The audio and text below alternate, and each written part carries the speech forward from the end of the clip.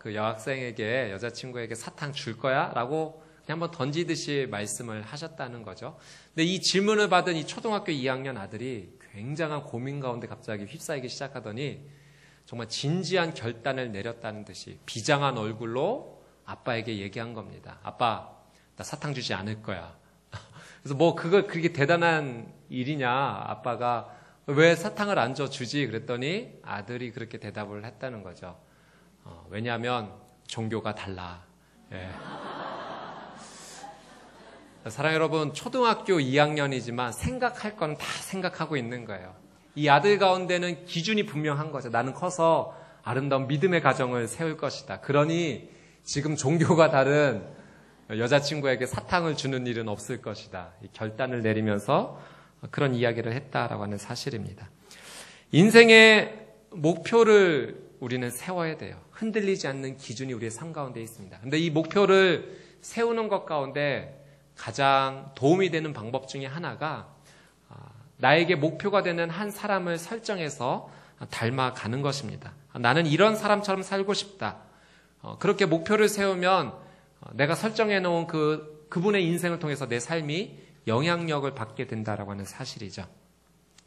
현재 유엔 사무총장님이 반기문 사무총장님 아니겠습니까? 그분의 청소년 시절에 이런 일이 있었다는 거죠. 이제 충주고등학교 2학년 시절에 적십자에서 이 청소년들을 뽑아서 미국을 방문할 수 있는 프로그램을 제공했는데 거기에 뽑힌 거예요. 그래서 미국 백악관을 방문하게 되었고 누구를 만나게 되느냐 하면 존 F 케네디 대통령을 만나게 됩니다. 그래서 대통령을 만나고 사진을 찍고 다시 국내에 돌아와서 그 사진 찍힌 것을 방문에 걸어두고 내가 좋은 외교관이 되어야겠다라는 다짐을 청소년 시절에 했던 것입니다. 그래서 그 목표를 설정해 두어서 정말 훌륭한 외교관이 되었고 또 세계의 대통령이라고 할 수 있는 유엔 사무총장으로 지금 귀하게 쓰임받고 있는 것입니다. 저도 가만히 생각해 보니 그런 어린 시절이 떠오르더라고요. 저희가 초등학교 시절에 저희 사촌, 친척 형님을 굉장히 좋아했습니다. 그 형이 너무너무 멋있게 보이는 거예요. 그래서 이 형처럼 되고 싶다라는 마음이 간절했습니다. 그러니까 제 인생의 목표는 그 친척 형이었던 거죠. 그래서 형이 하는 것은 뭐든지 다 따라 하려고 했습니다. 말투고 행동이고 형이 그림을 그리면 나도 따라서 그림을 그리고 그래서 형이 입던 옷을 물려받는 게 제 소망이었어요. 다 해지고 터진 옷이더라도 그 형의 옷만 입을 수 있다면 이보다 멋진 옷이 없는 것입니다. 어머니가 이제 그 옷 좀 그만 입어 라고 할 때까지 그 옷을 입었던 거죠. 얼마나 제가 좋아했냐면 그 형의 그 여드름까지 제가 사랑하게 됐습니다. 그 위치에 여드름이 난 것이 너무 멋있어 보이는 거예요. 나도 저 위치에 여드름이 났으면 좋겠다라고 생각할 정도로. 제가 그리고 그 자리에 여드름이 났습니다. 얼마나 기뻤는지 모릅니다. 내가 형을 닮아간다라고 하는 이 생각 때문에. 초등학교 시절에는 형이 온다라는 연락을 받았는데 생각보다 늦게 오는 거예요. 제가 몸살이 났습니다. 진짜 몸져 누웠습니다. 와야 될 형이 오지 않아서. 근데 놀라운 사실은 늦게나마 형이 왔을 때 그 몸살이 언제 있었냐는 듯이 깨끗이 털고 일어났다라고 하는 사실이죠. 여러분, 한 모델을 세워놓는다는 건 그런 것 같습니다. 굉장히 큰 영향력이 흘러간다는 거죠. 인생의 중요한 모델이 내 인생 가운데 정말 커다란 영향을 흘려보냅니다. 여러분이 요즘 인생의 목표로 삼고 있는 것은 무엇입니까? 한번 지금 질문해 보십시오. 내 인생의 목표가 뭐지? 내가 지금 어떤 인생을 사모하면서 기획하면서 살아가고 있지? 또 여러분이 인생의 목표로 삼고 있는 그 모델이 계십니까? 혹시 지금 내가 닮아야겠다 설정해 놓은 분이 아직 계시지 않는다면 제가 오늘 여러분에게 아주 중요한 두 분을 추천해 드리고자 합니다. 굉장히 큰 도움이 되실 거예요. 바로 그 두 분은 오늘 말씀에 나오는 세례 요한과 예수 그리스도입니다. 오늘 먼저 세례 요한에게 배워야 될 세 가지 중요한 메시지가 있습니다. 세례 요한의 인생 가운데 세 개의 중요한 메시지가 있었는데요. 첫 번째 저희가 세례 요한을 통해서 배울 수 있는 중요한 교훈은 이것입니다. 세례 요한은 메시아에 대한 인생의 메시지가 있었다는 거죠. 세례 요한의 삶 가운데 메시아에 대한 분명한 확실한 그 메시지가 그의 인생 가운데 담겨져 있었어요. 우리 본문 16절 말씀을 같이 한번 읽어보도록 하겠습니다. 16절 같이 한번 읽어볼게요. 시작.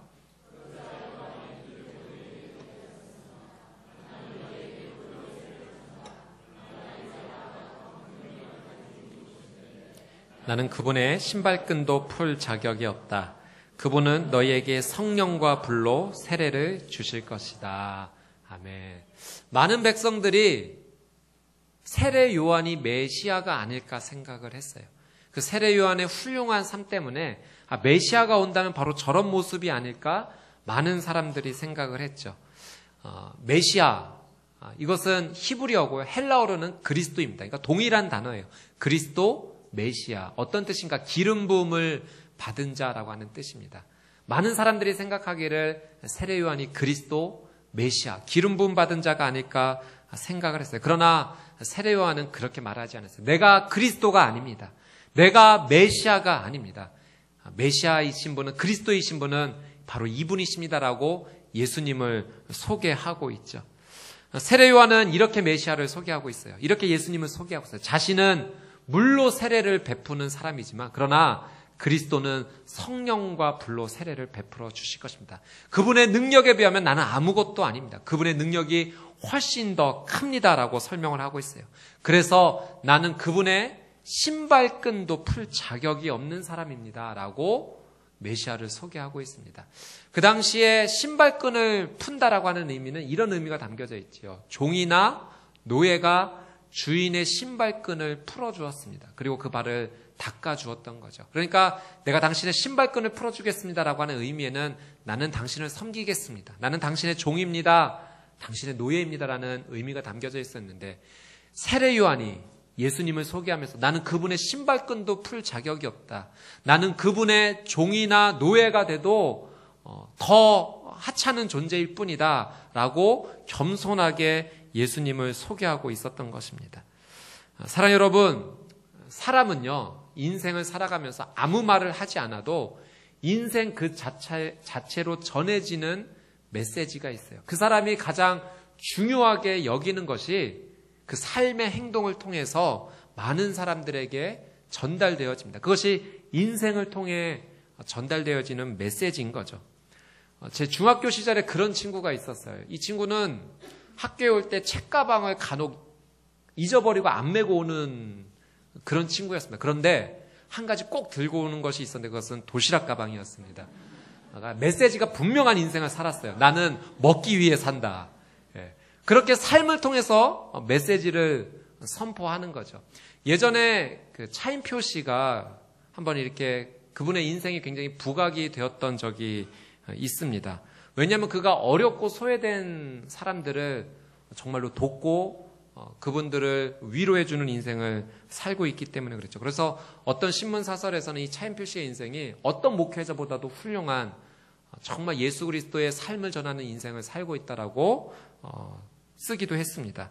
차인표 씨가 어린 시절 이런 경험이 있었대요. 4살 때 자기 집 앞마당에서 이렇게 놀고 있는데 그 지하실로 내려가는 그곳에 이제 창문이 조그맣게 하나가 있었다고 합니다.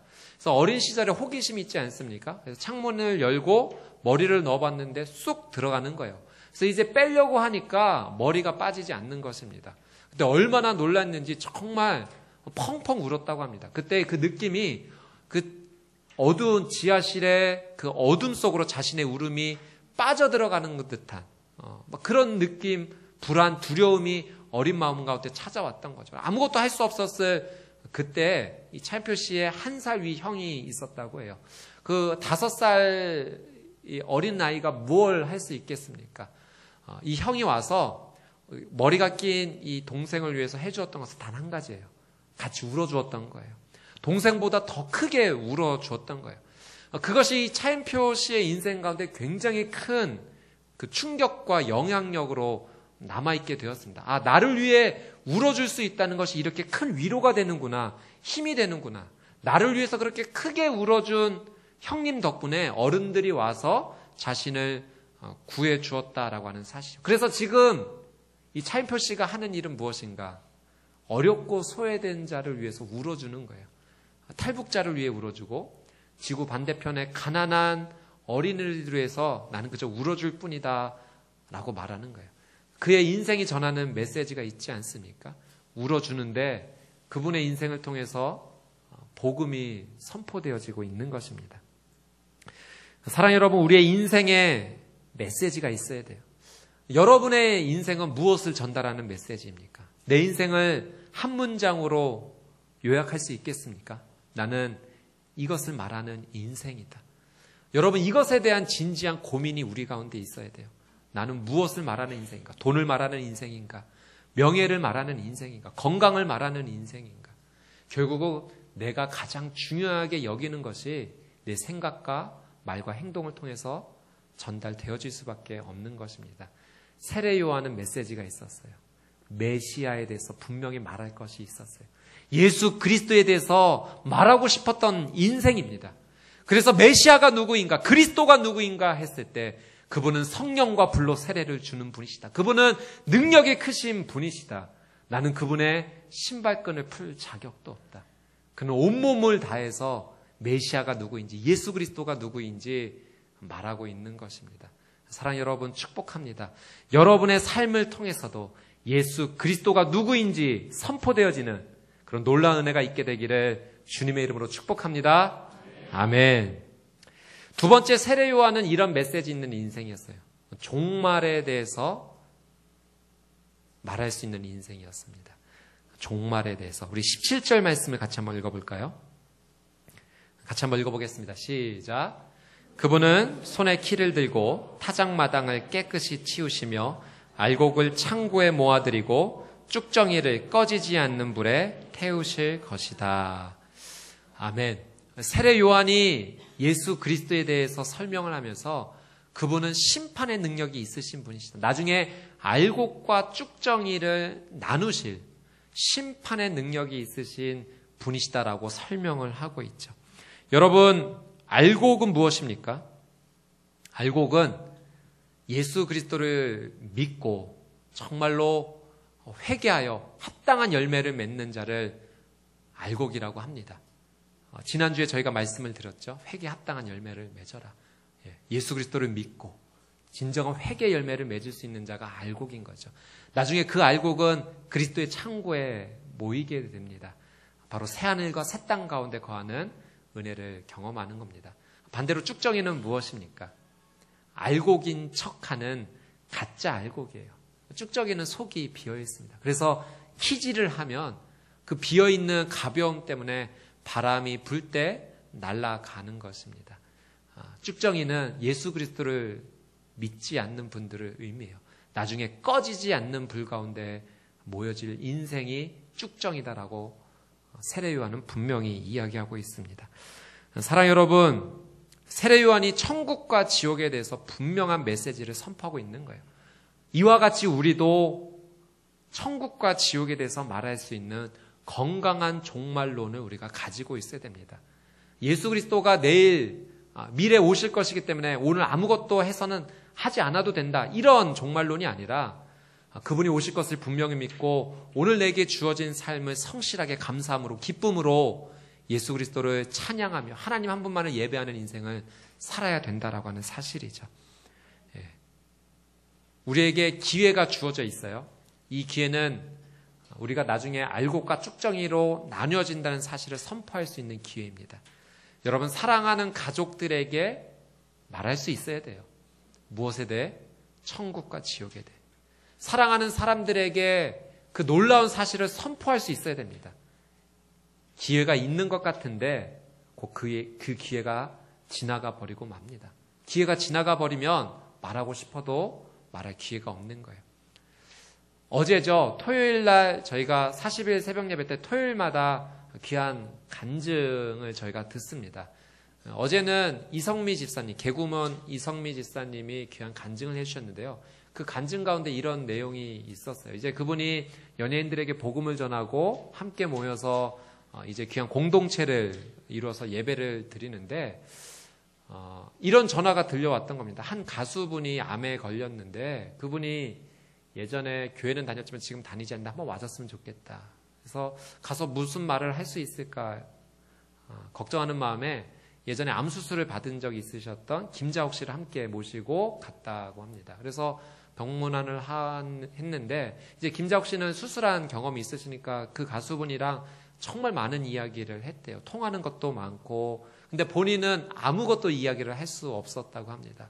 그래서 정말 돌아와서 이제 기도하기를, 이제 그런 기도까지 하나님 앞에 드리게 된 거예요. 이제 그분의 병이 낫기를 소망하면서 모세가 그런 기도를 했었죠. 주님, 생명책에서 제 이름은 지워주셔도 좋지만 이 백성만큼은 구원해 주십시오. 그렇게 기도한 것처럼 하나님, 정말 이 사람의 이 아픔을 치유해 주십시오. 대신 제가 아파도 됩니다. 아파도 괜찮습니다. 차라리 저를 아프게 해 주십시오. 그런데 정말로 그런 일이 일어나고 만 거예요. 이제 이성미 집사님이 암에 걸리신 거예요.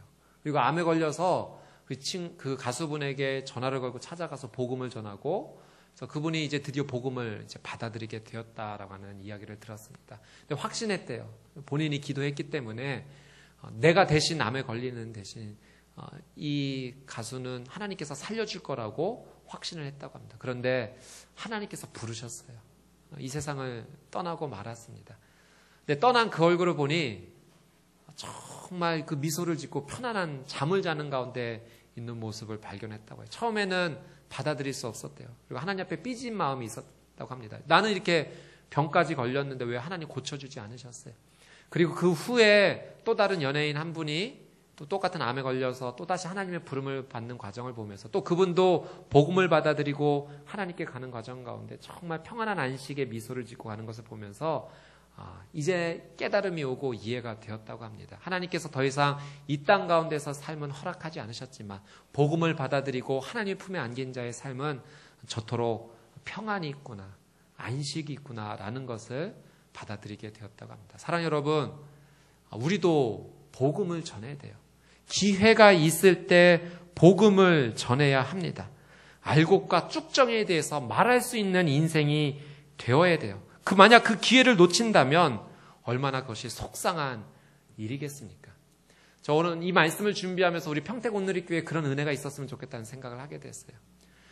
내가 2013년 하나님께서 허락해 주신 귀한 한 해인데 정말 이 한 해 기도하면서 정말 복음의 비읍자도 모르는, 예수님에 대해서 이응자도 모르는 그 한 사람을 위해서 기도하면 어떨까?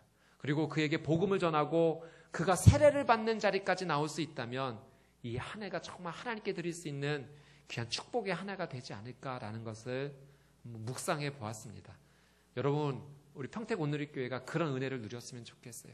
오늘 이 자리에서 여러분이 예배를 드리고 하나님의 말씀을 듣는 것으로만 그치는 것이 아니라 마음 가운데 하나님 앞에 기도의 결단이 생기셨으면 좋겠어요. 예, 주님, 알곡과 쭉정이에 대해서, 천국과 지옥에 대해서 말할 수 있는 인생이 되겠습니다. 주님, 올 한 해 하나님 제게 보여주신 그 한 사람의 영혼을 위해서 기도하겠습니다. 그리고 그 한 영혼이 주 앞에 세례를 받으러 나오는 자리까지 주님 저를 사용해 주십시오. 그렇게 기도하는 저와 여러분이 되시기를 주님의 이름으로 축복합니다. 아멘. 이제 얼마 지나지 않아서 태신자라고 하죠. 한번 그 적는 시간 한번 가져보도록 하겠습니다. 실제로 제가 선포만이 아니라 정말 한 영혼을 품는 시간 한번 가져보겠습니다. 그리고 기도할 거예요. 꾸준히 기도할 거예요. 새벽마다 기도하고 모이는 시간마다 저희는 기도할 겁니다.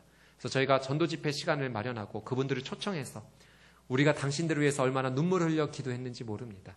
당신을 위해 더 눈물을 흘리신 분이 있으세요. 바로 그분이 예수 그리스도입니다. 소개하는 시간을 갖고자 합니다. 그리고 그분들이 정말 결단을 내리시면 세례를 베푸는 시간까지 간다면 여러분 얼마나 좋겠습니까? 우리가 한 영혼을 세례를 베풀 수 있다면 그보다 놀라운 은혜는 없을 줄 믿습니다. 다시 한번 축복합니다. 이것을 위해서 이런 메시지 있는 인생이 되기 위해서 하나님 앞에 기도하고 복음 전도하는 저와 여러분이 되시기를 주님의 이름으로 축복합니다. 아멘. 우리 옆에 분 한번 선포합시다. 제가 한 명을 전도하겠습니다. 아멘. 예, 여러분 말한 대로 되는 거예요. 하나님 우리의 입술을 정말 기억하십니다. 세 번째, 세례 요한에게 우리가 배울 수 있는 중요한 메시지는 세례 요한이 죄의 회개에 대해서 분명한 메시지 있는 인생을 살았어요. 우리 19절, 20절 말씀을 같이 한번 읽어보도록 하겠습니다. 19절, 20절 함께 읽겠습니다. 시작.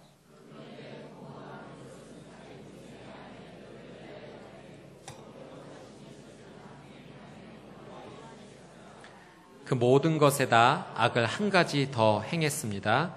요한을 잡아 감옥에 가두었던 것입니다. 아멘.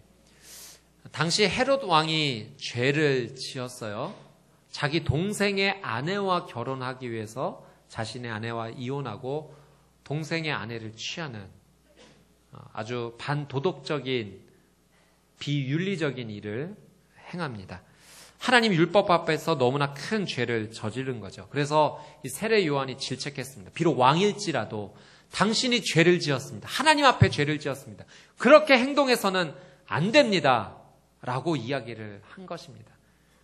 그렇게 왕에 대해서 질책하는 세례 요한을 헤롯 왕이 감옥에 가두는 사건이 일어나게 되죠. 사랑 여러분, 세례 요한은 분명한 메시지 있는 인생이 있었어요. 죄를 지어서는 안 된다. 죄를 회개해야 된다. 그의 인생을 통해서 그런 메시지들이 선포되었던 거죠. 우리도 죄 회개에 대해서 말할 수 있는 인생이 되어야 됩니다. 내 삶을 통해서 어떤 메시지가 전달되어져야 되는가? 죄를 지어서는 안 된다. 죄를 지었다면 회개해야 된다라는 메시지가 선포되어져야 됩니다. 여러분, 그런데 죄를 지어서는 안 됩니다. 죄를 회개해야 됩니다라는 메시지를 말하기 전에 먼저 준비되어야 될 것이 있죠. 그것은 내가 먼저 죄에 대해서 회개해야 된다라고 하는 사실이에요. 나는 죄를 짓고 나는 회개하지 않으면서 어떻게 다른 사람에게 죄 짓지 말라고 회개된다라고 말할 수 있겠습니까? 예전에 저희 목사님과 함께 이야기 나누면서 그런 이야기를 들은 적이 있어요. 목사님께서 이제 자녀를 차에 태우고 새벽에 교회에 오시는데 이제 뭐 차들도 별로 다니지 않고 그리고 신호등도 이제 빨간불이 들어와 있는 겁니다. 그래서 이제 교회 늦겠다 싶어서 그냥 이렇게 차를 진행하셔서 오셨대요. 그런데 그 자녀분이 이런 이야기를 하는 겁니다. 아빠, 나보고는 신호등 지키라고 하면서 왜 아빠는 안 지켜? 정말 큰 충격이셨대요. 아, 내 자녀가 보고 있구나. 그리고 그때부터는 누가 보든 보지 않든 새벽이든 한밤중이든 신호등을 꼭 지키신다는 거예요. 여러분, 그게 메시지 있는 인생이죠. 우리가 자녀들에게는 너 이렇게 살아야 돼.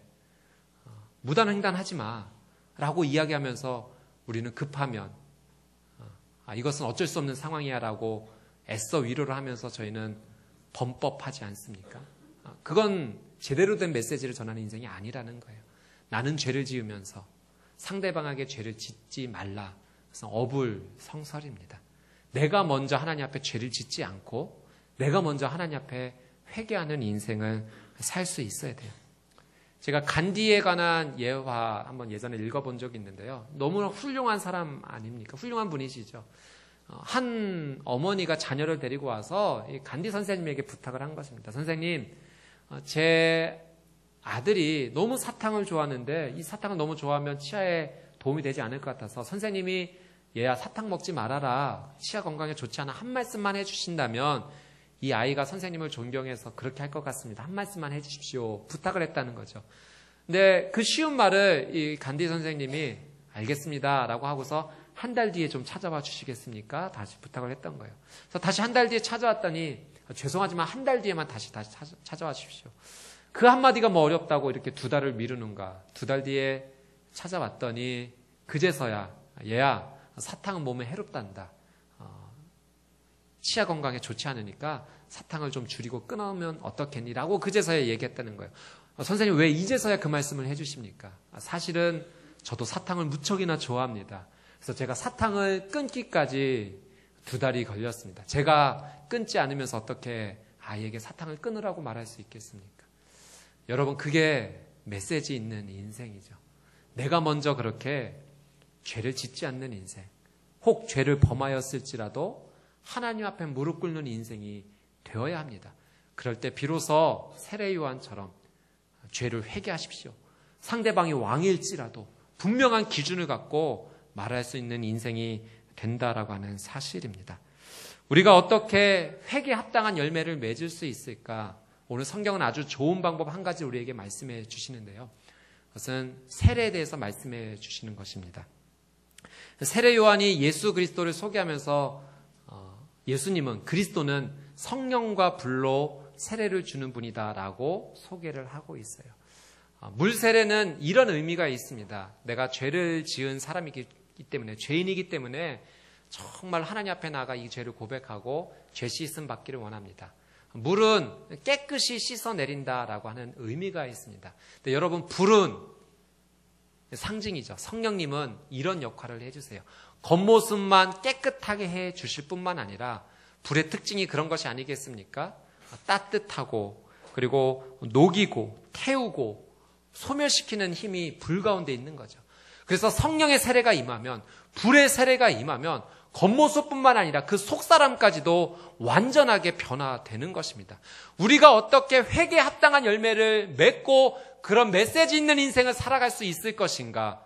우리가 물세례뿐만 아니라 성령과 불로 세례를 받아야 된다라고 하는 사실이에요. 여러분, 축복합니다. 성령과 불로 세례를 받는 저와 여러분이 되시기를 주님의 이름으로 축복합니다. 아멘.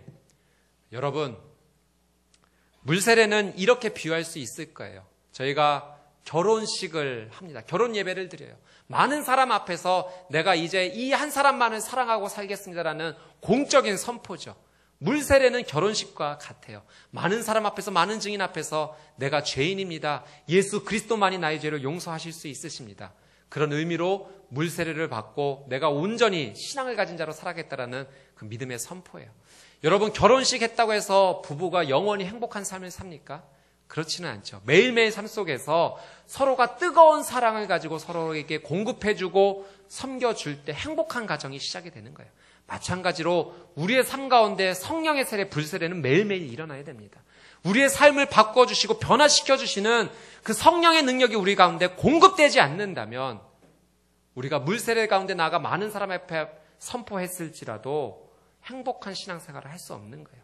그래서 우리는 매일매일 주 앞에 나와 성령의 세례를 구해야 되는 거예요.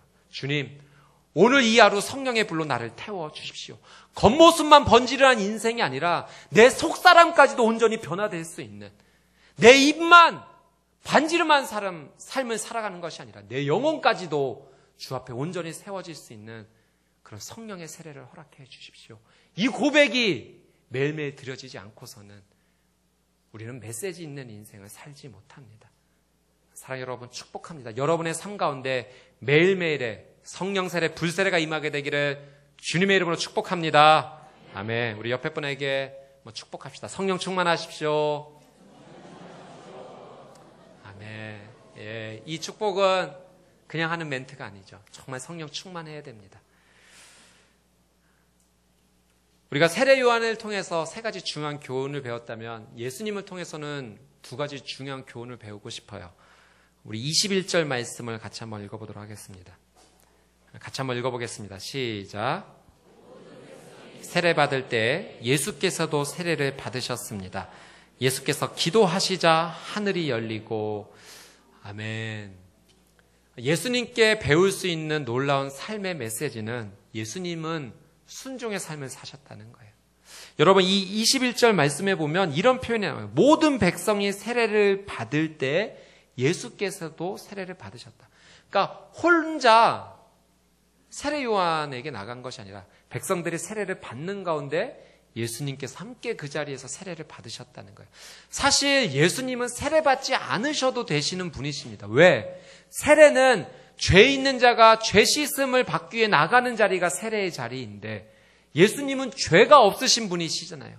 죄가 없으신 분이 죄 씻음의 자리에 나간다는 것이 사실은 말이 되지 않는 것입니다. 그럼에도 불구하고 그분이 백성들이 세례를 받는 자리에 함께 해주셨다는 겁니다. 여러분, 은혜가 너무 크면 이게 어느 정도 은혜인지 잘 몰라요. 어떤 의미인가? 예수님께서 죄 용서를 받아야 될 인간의 자리까지 내려오셨다는 겁니다. 그렇게 하지 않으셔도 될 분이 나를 너무나 사랑하셔서 내가 있는 그 자리까지 내려오셨다는 거예요. 건강에 있는 자가 건강을 포기하고 찾아온 겁니다. 소유 있는 자가 소유를 포기하고 찾아온 거예요. 그렇게 하지 않아도 되는데 그 이상의 은혜를 예수님께서 보여주신 것입니다. 온 우주를 창조하신 창조주 그분이 가장 더러운 피조물의 자리에 함께 해 주신 거죠. 어떻게 설명이 되질 않습니다. 왜 그렇게 하셨는가? 단 한 가지예요. 순종하시기 위해서. 하나님의 뜻에 순종하기 위해서. 예수님의 이 세례의 장면이 마태복음에서는 이렇게 설명이 되어지고 있습니다. 마태복음 3장 13절에서 15절 말씀 같이 한번 읽어보겠습니다. 시작. 그때 예수께서 요한에게 세례를 받으시려고 갈릴리에서 요단강으로 오셨습니다. 그러나 요한은 이를 말리면서 예수께 말했습니다. 제가 오히려 선생님께 세례를 받아야 합니다. 그런데 제게 오시다니요. 예수께서 대답하셨습니다. 지금은 그렇게 하도록 하여라. 우리가 이와 같이 해 모든 의를 이루는 것이 옳다. 그러자 요한은 그대로 따랐습니다. 아멘. 예수님께서 한 가지 말씀하셨죠. 이렇게 하자. 이렇게 해서 모든 의를 이루는 것이 옳다. 모든 의는 무엇입니까? 하나님의 의죠. 예수님은 하나님의 의를 이루시고자, 하나님의 말씀에 순종하시고자 오지 않으셔도 되는 그 자리까지 오신 것입니다. 우리에게도 이런 질문이 있어야 돼요. 내 삶은 하나님의 의를 이루는 삶인가? 지금 내가 행하고자 하는 이 삶이 하나님께 순종하는 길인가? 질문할 수 있어야 돼요. 하나님께 묻지 않고 하나님의 의인지 아닌지 따지지 않고 살아간다면 그것은 하나님께 순종하는 삶이 되지 못합니다. 그것이 확인이 되면 내가 가지 못할 것도 없고 하지 못할 일도 없는 겁니다. 하나님의 의와 하나님의 뜻만 확인이 된다면 주님, 제가 이것까지 해야 하나요? 예, 할 수 있어요. 그 길이 하나님 말씀하신 길이니까 순종할 수 있습니다. 그러나 그것이 확인되지 않으면 불평되는 거죠. 어째서 내 인생은 이렇습니까? 주님 나를 사랑하신다고 말씀하시면서 어째 내 인생은 이렇습니까? 불평이 되는 거예요. 그러나 고난의 자리에 있다 할지라도 하나님의 뜻만 확인이 되면 예수 그리스도처럼 그 자리까지 갈 수 있어요. 순종할 수 있습니다. 여러분 축복합니다. 예수 그리스도의 삶을 닮아서 하나님께 순종하는 삶을 사시게 되기를 주님의 이름으로 축복합니다. 아멘. 예수님께 배울 두 번째 메시지는 이것입니다. 예수님은 기도하는 삶을 사셨다는 거예요. 21절, 22절 다시 한번 읽어보겠습니다. 예수님께서 기도하시는 삶을 한번 확인해 볼게요. 21절, 22절 시작. 모든 백성이 세례를 받을 때 예수께서도 세례를 받으셨습니다. 예수께서 기도하시자 하늘이 열리고 성령께서 비둘기 같은 형상으로 그분 위에 내려오셨습니다. 그리고 하늘에서 한 소리가 나왔습니다. 너는 내 사랑하는 아들이다. 내가 너를 기뻐한다. 아멘. 할렐루야. 예수님께서 세례를 받으실 때 기도하셨대요. 여러분, 저는 이 한 구절이 얼마나 큰 감동과 진한 울림이 있는지 모르겠습니다. 세례를 받지 않으셔도 되는 그분이 겸손하게 내가 있는 그 자리까지 오셔서 세례를 받으실 뿐만 아니라 그 자리에서 기도하셨다는 거예요. 하나님 앞에 온전히 엎드리셨다라고 하는 사실입니다. 예수님이 너무나 좋아요. 정말 기도의 삶을 사신 예수님이 너무나도 좋습니다. 예수님은 기도로 순종하셨어요. 어떻게 보면 세례는 외적인 표현입니다. 내가 내 모든 죄가 용서받았습니다. 씻김 받았습니다. 깨끗해졌습니다라는 외적인 표현일 거예요. 그러나 진짜 내적인 변화는요, 그 세례 받을 때 기도하는 거예요. 여러분, 이 외적인 변화와 외적인 표현과 내적인 변화가 함께 해야 됩니다. 올바른 신앙생활이란 이 외적인 표현과 내적인 변화가 함께 조화를 이루는 거죠. 외적인 표현은 화려하면서도 내적인 변화가 없다면 좋은 신앙생활 아닙니다. 내적인 변화는 있지만 외적인 표현이 없다면 그것도 훌륭한 신앙이라고는 말하기 어렵습니다. 외적인 표현과 내적인 변화가 함께 가야 되는 거죠. 예수님은 순종의 삶을 통해서 외적인 표현도 하셨고 기도의 삶을 통하여서 이 내적인 변화의 삶 보여주신 것입니다. 하나님께서 기도하시는 예수님의 삶을 얼마나 좋아하셨는지 몰라요. 그래서 오늘 성경에 보니까 하나님께서 이러한 표적을 보여주셨습니다. 하늘이 열렸고요. 성령님께서 비둘기와 같이 예수 그리스도에 임하는 사건이 임합니다. 그리고 그 하늘로부터 하나님의 음성이 들려요. 이는 내 사랑하는 아들이요 내 기뻐하는 자다. 하늘 문이 열리고 성령님이 비둘기같이 임하시고 그리고 하나님의 음성이 들리는 놀라운 은혜가 열리게 되었습니다. 사랑하는 여러분, 기도는 하늘 문을 열게 한다는 사실입니다. 우리가 진짜 하나님 앞에 엎드리고 기도할 때, 내가 무릎 꿇고 낮아질 때 하늘 문이 열리는 거예요. 세상 사람들은 스스로의 힘으로 하늘 문을 열려고 해요. 그러나 높아지고자 하면 할수록 하늘 문은 열리지 않습니다. 오히려 하나님께서는 낮아지는 자에게 그 하늘 문을 열어주세요. 하늘 문이 열린다라고 하는 것은요, 이런 의미가 있습니다. 하늘의 신령한 축복이 우리의 삶 가운데 쏟아져 내린다라고 하는 사실이에요. 에베소서 1장 3절에 보면 이런 말씀이 있습니다.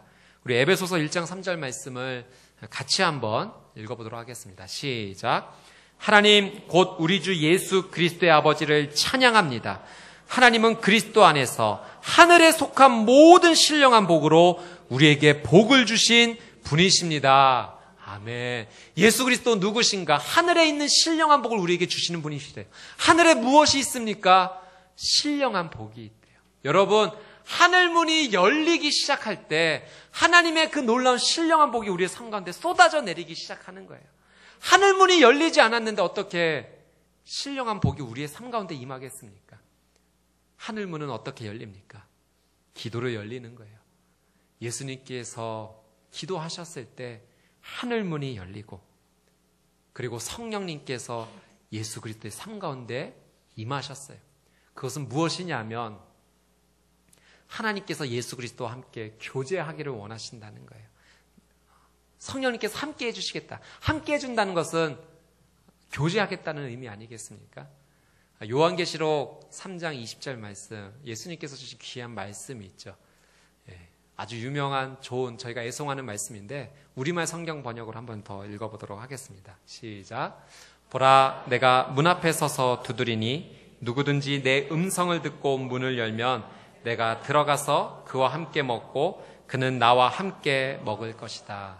볼지어다 내가 문 밖에 서서 두드리노니 누구든지 내 음성을 듣고 문을 열면 내가 그에게로 들어가 그와 더불어 먹으리라. 하나님께서 우리에게 원하시는 거 한 가지 있으세요.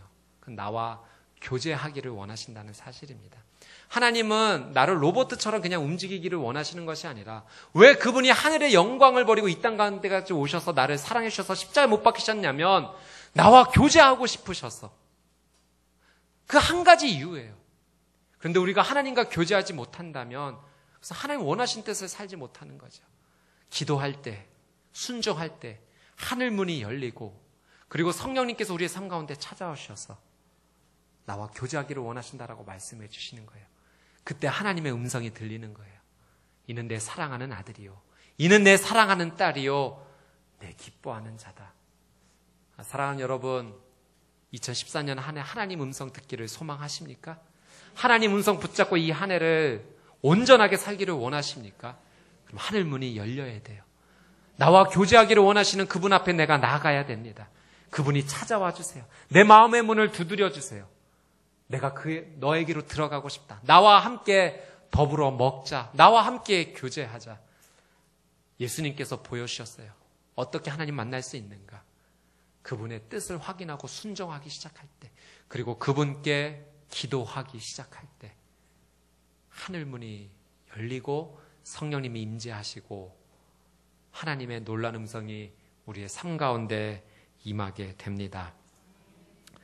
사랑 여러분, 2014년이 시작이 되었는데요. 저희가 2013년처럼 또 살면 안 되지 않습니까? 안 돼요. 이제 새로운 한 해가 되어야 돼요. 예수님은 하나님의 뜻에 순종하면서 기도하는 삶을 모범으로 우리에게 보여주셨어요. 이번 한 주일만이라도 좋습니다. 기도했으면 좋겠어요. 상황이 허락지 않으시면 너무 거리가 멀면 가까운 교회라도 가셔서 기도하셨으면 좋겠어요. 꼭 이 자리가 아니어도 좋습니다. 그것마저도 상황이 허락하지 않으면 홀로 있는 그 시간에 인터넷을 통해 새벽 제단 쌓으셨으면 좋겠어요. 어느 자리든 상관없습니다. 꼭 이 자리가 아니어도 좋아요. 그러나 기도했으면 좋겠어요. 기도하지 않고서는 올 한 해 작년과 똑같을 수밖에 없습니다. 새해에 하나님께서 우리에게 이 말씀을 주신 이유가 있어요. 귀 있는 자는 들어야 합니다. 그리고 들은 대로 실천해야 될 것입니다. 사랑하는 여러분, 축복합니다. 여러분의 삶 가운데 하늘의 문이 열리고 성령님 임재하시고 하나님의 음성이 임하는 축복의 삶을 사시게 되기를 주님의 이름으로 축복합니다. 아멘. 우리 같이 한번 주어진 말씀 붙잡고 우리 통성으로 한번 기도했으면 좋겠습니다. 하나님께서 오늘 우리의 인생 가운데 어떻게 살아가야 될지 말씀해 주셨어요. 메시지 있는 인생이 되어야 한다. 말할 수 있는 인생이 되어야 된다. 무엇에 대해서?